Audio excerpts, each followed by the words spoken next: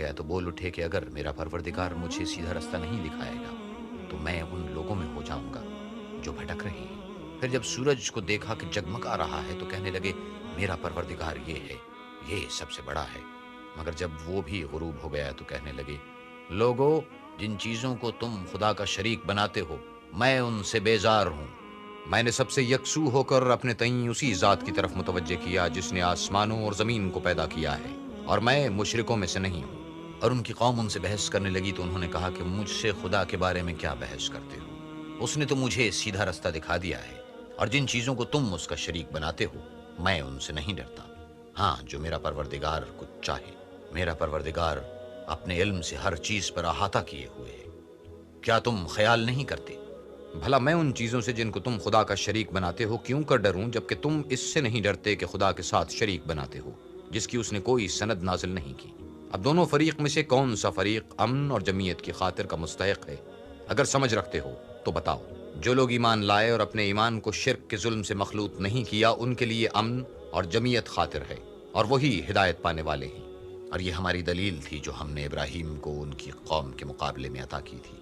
ہم جس کے چاہتے ہیں درجے بلند کر دیتے ہیں۔ بے شک تمہارا پروردگار دانا اور خبردار ہے۔ اور ہم نے ان کو اسحاق اور یعقوب بخشے اور سب کو ہدایت دی، اور پہلے نوح کو بھی ہدایت دی تھی، اور ان کی اولاد میں سے داؤد اور سلیمان اور ایوب اور یوسف اور موسیٰ اور ہارون کو بھی۔ اور ہم نیک لوگوں کو ایسا ہی بدلہ دیا کرتے ہیں۔ اور زکریا اور یحییٰ اور عیسیٰ اور الیاس کو بھی، یہ سب نیکوکار تھے۔ اور اسماعیل اور الیسی اور یونس اور لوط کو بھی، اور ان سب کو جہان کے لوگوں پر فضیلت بخشی تھی، اور بعض کو ان کے باپ دادا اور اولاد اور بھائیوں میں سے بھی، اور ان کو برگزیدہ بھی کیا تھا اور سیدھا رستہ بھی دکھایا تھا۔ یہ خدا کی ہدایت ہے، اس پر اپنے بندوں میں سے جسے چاہے چلائے۔